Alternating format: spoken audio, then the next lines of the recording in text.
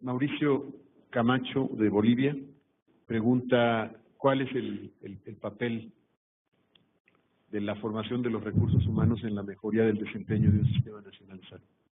Bueno, es crucial, obviamente es esta función de generación de recursos y es una dimensión central de la calidad de la atención, es un componente fundamental. Como ya vimos, los actores principales son los prestadores, entonces formar esos prestadores que tengan las competencias tanto técnicas como interculturales para poder satisfacer las necesidades, esa es la clave de todo sistema de salud.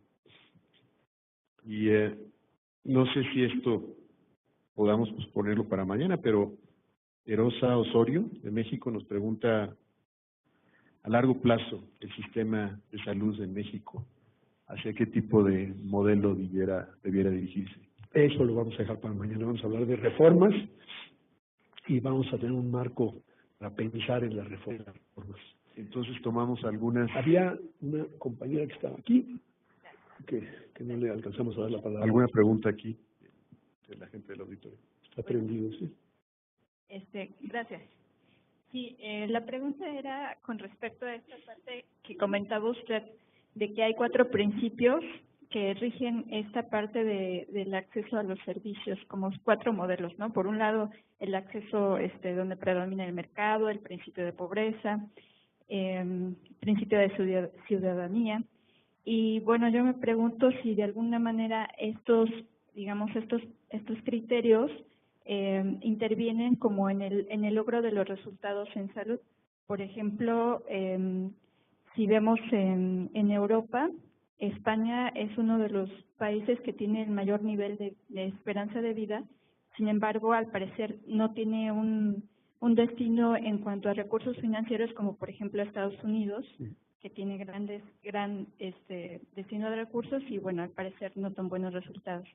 Entonces, quisiera saber si usted pensaría que existe alguna relación entre estos principios y el logro de resultados. Absolutamente. Qué bueno que dejamos la pregunta para el final, porque justamente incorpora el tema. España, ahora, esto es el año 2000, no había ocurrido la crisis financiera que ha afectado a muchos sistemas de salud, incluyendo el español. Pero España quedó, si mal no recuerdo, como el segundo lugar mundial, porque tenía muy buenos números, sobre todo en esperanza de vida, y gastaba una fracción que otros. Estados Unidos quedó muy mal librado, en ese lugar 39 en el agregado, pero ya en los factores ya se lo analiza, porque en ese entonces, a diferencia de España o Francia, o casi todos los países de Europa Occidental, Canadá, Australia, Japón, todos los países, digamos, altamente de mayor riqueza, Estados Unidos era el único que no tenía un seguro universal de salud. Entonces, gastaban muchísimo. Entonces, al hacer este último diagrama, los Estados Unidos estaba si pueden poner la última, hasta el otro lado en recursos, y sin embargo tenía logros de objetivos inferiores a países que tenían mucho mejores niveles. Entonces, sí, desde luego, y eso está ligado, para contestar su pregunta, a los principios de elegibilidad. ¿Por qué Estados Unidos tenía por qué tenía tan malos resultados? Una razón es que 40 millones de gentes no habían sido definidos. Estados Unidos es único entre los países de economías de mercado grandes que no ha logrado el consenso social de decir el acceso a los servicios de salud es un derecho. Todos los demás dijeron es un derecho universal. Se movieron al principio de ciudadanía. Entonces, Estados Unidos tiene una mezcla de principios, mucho es mercado, sobre todo los que no tienen seguro, pagan de bolsillo y es la causa número 1 de bancarrotas, tanto a nivel familiar como a nivel de empresa. Usan el principio de pobreza del programa de Medicaid, tienes que estar pobre para que entonces el Estado te dé un subsidio.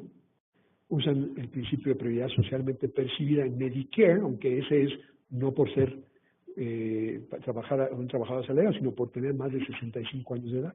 Pero bueno, se dijo políticamente, los mayores de 65 son nuestra prioridad, y hace 50 años que se creó un seguro que podía haber sido el Seguro Nacional, lo reservaron a los mayores de 65. Es un desastre.